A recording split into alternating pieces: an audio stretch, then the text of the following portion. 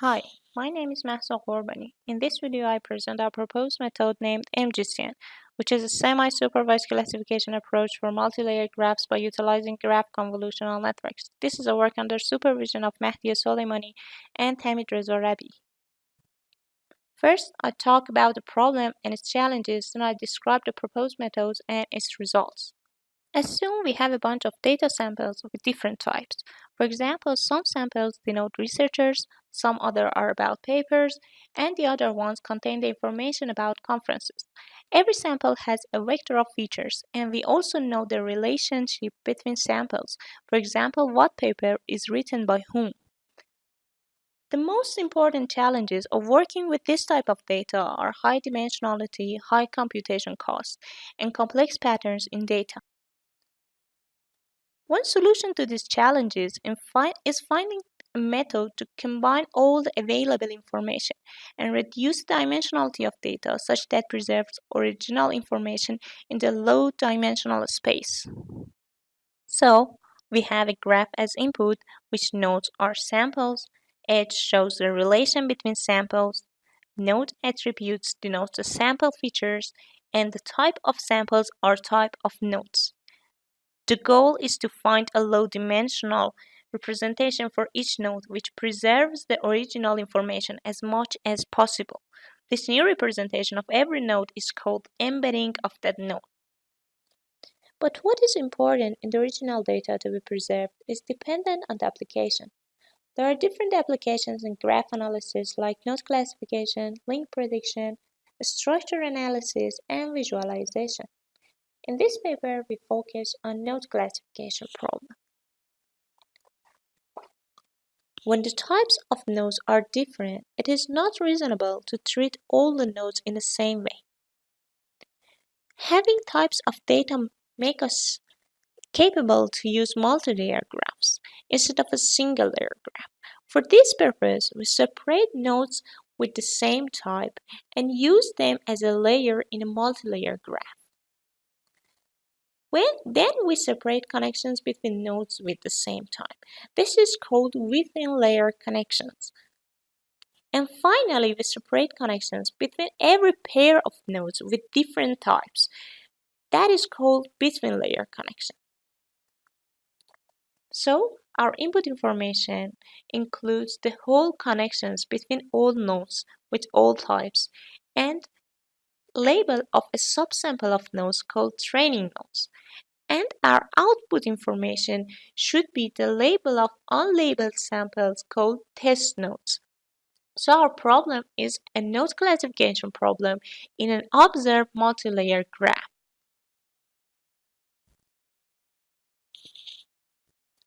So we have an adjacency matrix for every input layer of graph and an adjacency matrix between every pair of layers that each one of them show whether pairs of nodes are connected or not.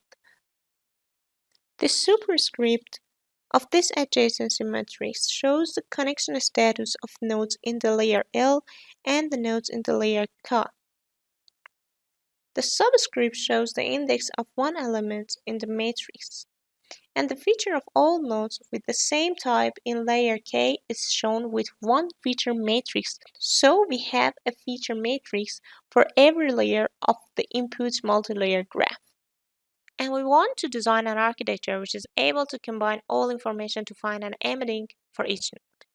The output node embeddings should be able to reconstruct within and between layer edges and also predict the label of nodes by training.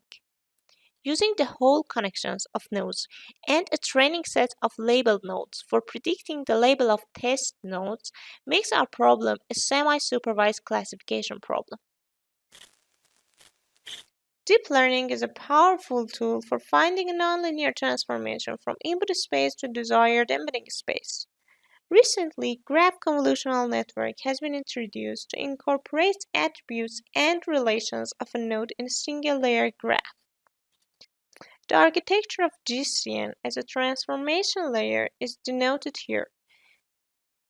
D tilde is the degree matrix, A tilde is the adjacency matrix with self-loop, and X is the input features of nodes or the output of the previous layer of the design neural networks. Theta is the trainable parameters for transformation, and this little a is a nonlinear activation function. Z denotes the output of layer. Actually, in the GCN architecture, the features of every node are first get updated by its neighbor's features. So every node has a new feature vector which is smoother than the original one. And also the connected nodes have more similar feature vector. And then these new feature vectors are used as inputs to a fully connected layer. This fully connected layer includes a matrix of parameters to find a combination of input dimensions and find a new space with lower dimension. Until now, I talked about problem, challenges, and preliminaries. Now I'm going to talk about the proposed method to deal with problem. We utilize the GCN for every layer of the input graph to embed nodes in that layer of graph. As we said before, our goal is to extract node embeddings for reconstructing the structure of input graph by reconstructing its within and between layer edges and node classification simultaneously. It is important how to reconstruct edges from embeddings and transform embedding space to the space of labels. I first talked about the reconstruction part and then talk about the node classification. In edge reconstruction, the goal is to reconstruct the adjacency matrices of all nodes. And since the input graph is simple and binary with multilayer, this problem is a binary classification problem. And the goal is to predict if there is an edge between every pair of nodes or not. For this purpose, we use inner product of node embeddings to measure the similarity between every pair of nodes. And the sigmoid function is used to change the similarity value to a number between 0 and 1. So we can decide connectivity status of nodes by using 0.5 as a threshold. The most important problem of this approach is the sparsity of adjacency matrices. Because most of the elements in adjacency matrices are 0, the model intends to predict just 0 to get high accuracy. On the other hand, every layer has different number of nodes. This causes the model to ignore the layer with a smaller number of nodes. As we said before, our problem is a binary classification problem. We assume that non-zero elements of adjacency matrix are as positive samples and zero elements of it as negative samples. To solve the imbalance classification problem, we add different weights for zeros and non-zeros values of every within and between layer adjacency matrices in a way that full batch of positive and the full batch of the negative samples have equal weights in each matrix. So the weighted binary cross entropy between the real relation matrices and the reconstructed one is chosen as loss function for the unsupervised part of our model. In the next step, I talk about the label prediction utilizing the node embeddings. In order to predict the label of nodes, we add another GCN layer in an end-to-end manner to our proposed architecture to change the embedding space to the space of node labels, and choose the most probable class as label of every node. For this purpose, we use cross-entropy between the output probability of labels and the true labels. The total loss is a weighted sum of supervised and unsupervised losses. Lambda is a hyperparameter. Lambda shows the importance of structure in node classification problem, and it is dependent on the datasets. Here is the architecture of the proposed method. First, we use GCN layers to map input space to embedding space. Then, in the unsupervised part, the within layer edges and between layer edges will be reconstructed. And in the supervised part, another GCN is utilized to map embedding space to label space for every layer of graph to predict the label of nodes in that layer. In this section, I'll talk about experiments, that we are done to evaluate our model and its results. Two experiments are done for evaluation of MGCN. In the node classification experiment, the parameters of the model are trained by the whole structure of graph and the training set of node labels. It is expected to find the label of nodes in the test sets. We test different training ratio for this experiment. In the next experiment, the effect of embedding dimension is evaluated on the node embedding task. We evaluate the ability of embedding to preserve information in spaces with different dimensions. Since none of the compared methods is able to handle node attributes, to be fair, we had to select datasets that don't have attributes on nodes. We use identity matrix as node attributes for our model. We have two datasets. The first one is named Infra. It has three layers, including the airport connection, AS connections, and the power grid networks. Label of nodes in the layers are based on the service areas inferred from the geographic proximity. All the layers are functionally dependent. This means we have three between-layer matrices.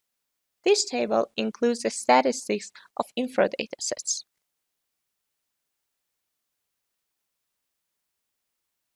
The second dataset is called A minor. It also has three layers. The first layer includes the paper citation network. The second one is about co-authorship between researchers for paper writing, and the third one is about conferences. We have two between-layer matrices in this dataset. Who writes which paper and which venue publishes which paper.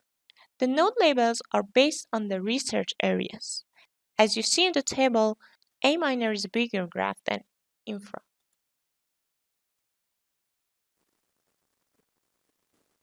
The proposed method is compared with three other methods. Main is an unsupervised approach designed for multi-layer graphs, which uses optimization methods to reconstruct within and between edges by embeddings extracted from Laplacian matrices.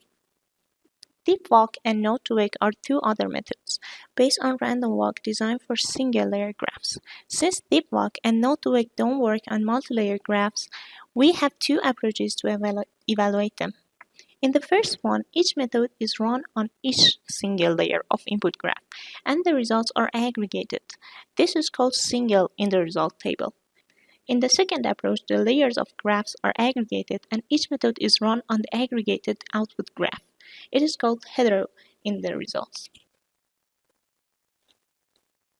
To evaluate the ability of output embeddings of competitors, we train the competitors' models to find embeddings, and then use that embeddings for training a classifier on the label nodes in the training set. Finally, the label of test nodes are predicted by the trained classifier. We also report the results of using only label of nodes and discarding the reconstruction part of MGCN, which is called GCN in the results table. This will show the importance of considering edges in the proposed architecture. The weight of reconstruction loss relative to label loss is set to 10 by cross-validation. All the experiments are done 10 times and the average is reported. In the node classification experiment, which is first experiment, the embedding size is set to 32 and the training ratio changes. In the second experiment, which is evaluating the effect of embedding dimension, the embedding size changes and the training ratio is set to 0.5. Micro-F1 and macro-F1 are our metrics for classification evaluation. Here are the results of the proposed method and its competitors on infra datasets for node classification tasks. It can be seen that MGCN has higher results than other methods for different percents of training ratio. By attention to the results of GCN, it is notable that considering the graph structure increases the classification accuracy. By comparing single and hetero results of deep walk and node to wake, it is obvious that dividing nodes by their types and analyzing them separately has better results than working with one accumulated graph. The results on A minor datasets are so similar to infra datasets. MGCN results on this dataset is also higher than other methods. Just in one case, the micro-F1 value of main is higher, but the macro-F1 of it is much lower than the proposed method. In the next experiment, the effect of embedding dimensionality is evaluated. It is expected that increasing the embedding dimensionality improves the classification accuracy of model. What is important is when the method fails to preserve the original information. It is shown that the proposed method keeps its results even when the embedding dimension reduces to 16. As a summary, in this presentation, I talk about the problem of node embedding in multi-layer graphs, and we propose a method based on the GCN, which is called MGCN. The proposed method is designed for node classification task, which is able to reconstruct within and between layer edges and also predict the label of nodes. I am so thankful for your attention. You can find me by this email address. Thanks.